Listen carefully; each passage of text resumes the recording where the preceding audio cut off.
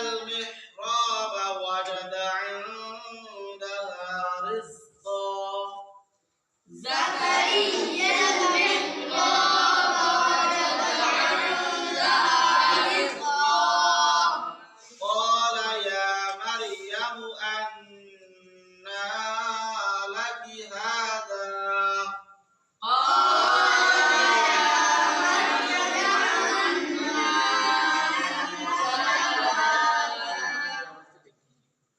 قالت هو من عند الله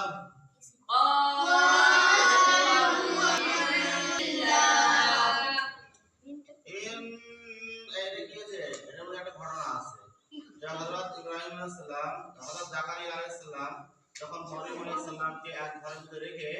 আর বাইরে থেকে শিগগিরই তারা মিলে আল্লাহর দ্বীনের দাওয়াতের জন্য অন্য জায়গায় কি মানলো সিটি মারি আমি ওরে মানলে কেন ওই আওয়াজ হয় এই আওয়াজ হচ্ছে ওজি এত জোরে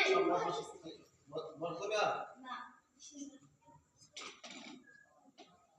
পড়া হচ্ছে আর কি হচ্ছে এমন তো জাকারিয়া আলাইহিস সালামকে হযরত মরিয়ম আলাইহিস সালামকে